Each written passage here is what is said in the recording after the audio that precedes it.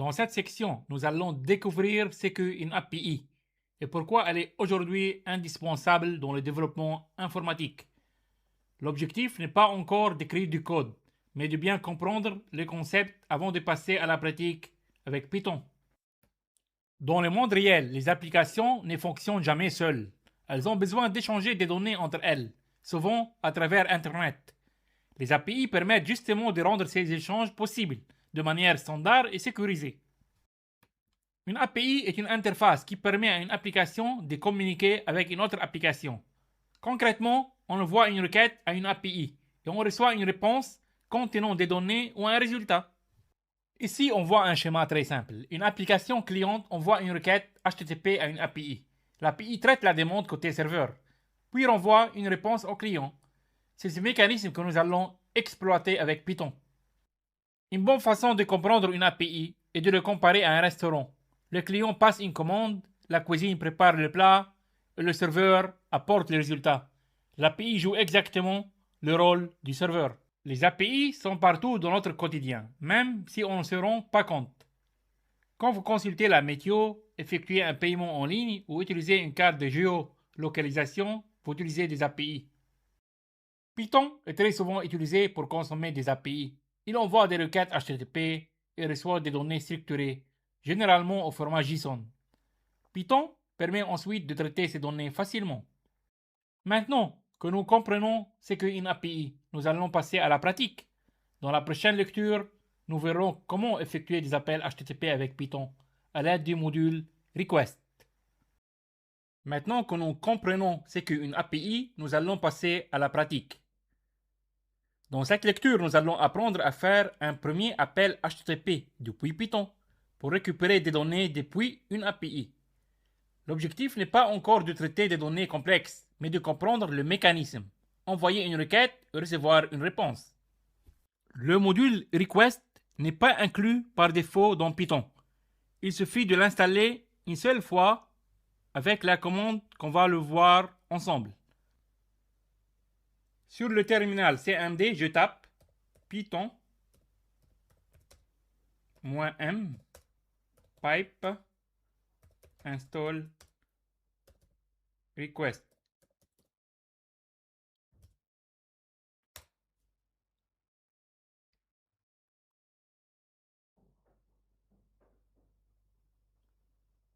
On attend un peu. Voilà.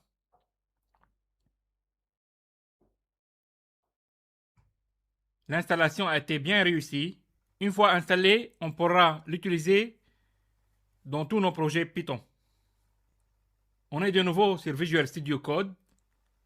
On va faire notre premier appel HTTP avec Python.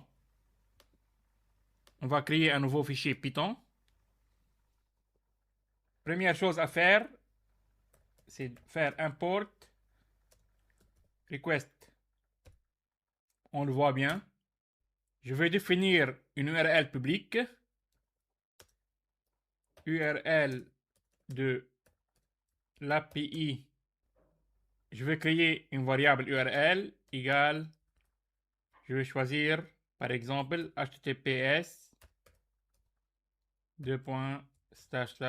api.github.com.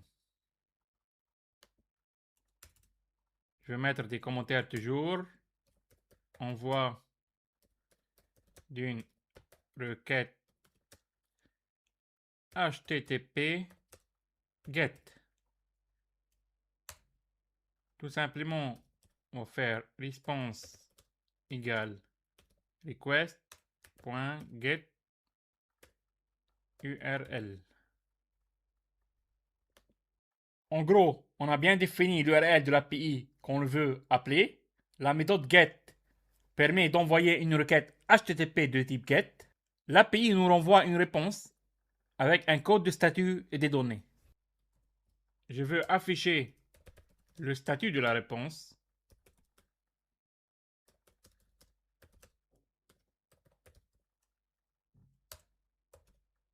Avec un print toujours. Status code response, j'ai oublié le virgule, dot status code. Maintenant, je veux afficher le contenu de la réponse. Toujours avec un print response.text. Normalement, si tout va bien, on doit recevoir un code 200 qui signifie que la requête s'est bien déroulée. On va exécuter le programme. Donc, je vais enregistrer.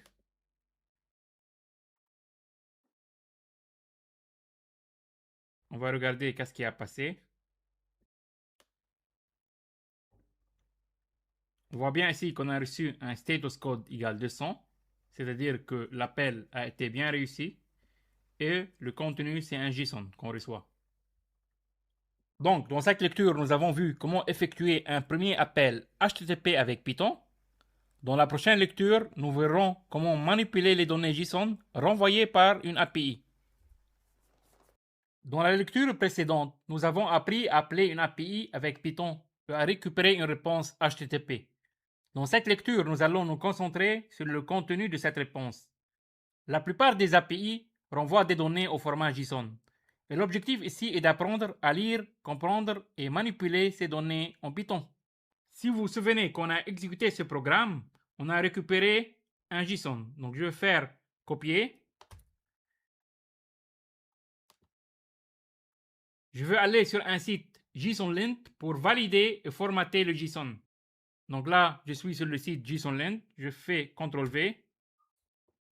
Il y a un bouton en bas Validate. Voilà. On récupère bien notre JSON. Maintenant, l'idée, essayez de récupérer, par exemple, la valeur de current user URL. On est de nouveau sur Visual Studio Code. On va faire quelques modifications. Ici, je vais transformer la réponse JSON en objet Python.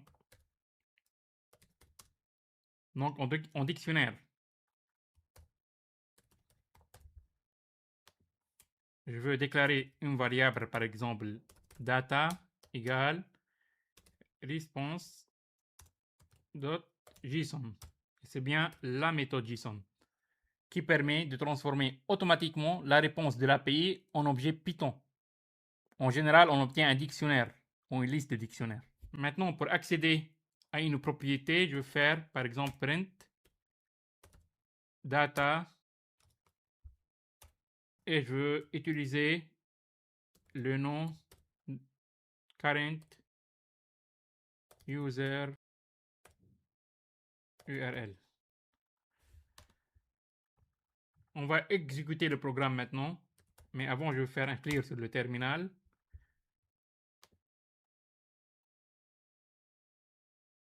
Donc là, comme on voit bien, on a récupéré la valeur de la propriété current user URL. Jusqu'ici, notre code fonctionnait, mais ne gérait pas les erreurs. Dans cette amélioration, nous allons ajouter une gestion des exceptions pour rendre le script plus robuste lorsqu'on travaille avec une API. Comme vous voyez, tous les codes sont cibles, c'est-à-dire l'appel HTTP et la lecture des données est placée dans un bloc try. Si une erreur se produit, Python quitte immédiatement ce bloc pour passer à la gestion de l'erreur. Le paramètre timeout permet de fixer un temps maximum d'attente. Sans ce paramètre, le programme pourrait rester bloqué si le serveur ne répond pas. Maintenant, on va passer à la gestion des exceptions. L'exception timeout. Cette exception est déclenchée lorsque le serveur met trop de temps à répondre. Cela permet d'afficher un message clair et d'éviter que le programme se bloque. L'exception connection error. Ce bloc gère les problèmes de connexion réseau, par exemple si l'API est indisponible ou si l'URL est incorrecte. L'exception HTTP error.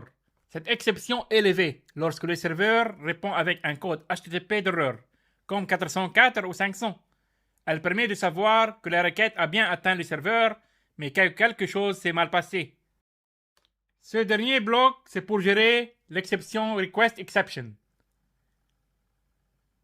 Il permet de capturer toutes les autres erreurs possibles liées aux requêtes HTTP.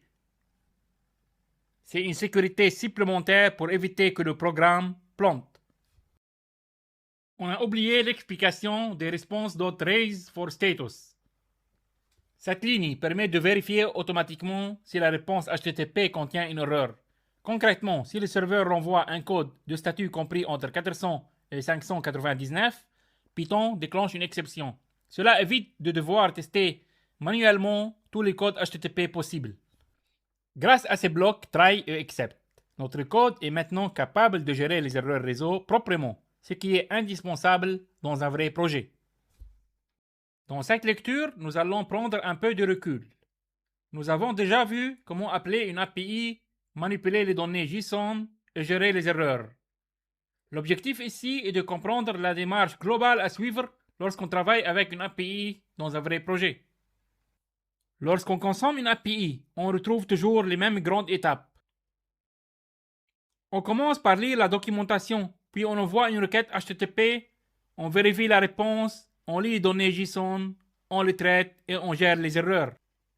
Cette logique est toujours la même, quelle que soit l'API utilisée. Une erreur fréquente est de commencer à coder sans comprendre la structure des données. Il est important d'afficher la réponse de l'API, de vérifier si on reçoit une liste ou un dictionnaire et d'identifier les champs utiles avant d'écrire la moindre logique. Un appel API peut échouer pour de nombreuses raisons. Il peut y avoir un problème réseau, une erreur côté serveur ou une limite d'appel atteinte. C'est pour cela qu'il faut toujours anticiper les erreurs et gérer les exceptions. Dans un vrai projet, on évite de tout mélanger dans un seul bloc de code. On sépare l'appel à l'API, le traitement des données et l'affichage ou l'enregistrement des résultats. Cette séparation rend le code plus lisible et plus facile à maintenir. Voici quelques bonnes pratiques simples à retenir. Il faut toujours définir un timeout, vérifier les codes de statut HTTP, utiliser raise for status et gérer correctement les exceptions. Ces points font toute la différence entre un script qui fonctionne et un script robuste. Avec la méthode que nous avons vue, vous êtes maintenant capable de consommer n'importe quelle API simple. Il suffit de lire la documentation et d'appliquer la même logique étape par étape. L'objectif de cette partie n'était pas d'apprendre une API en particulier, mais une méthode réutilisable. Cette méthode peut être appliquée à toutes les API que vous rencontrez dans vos projets Python.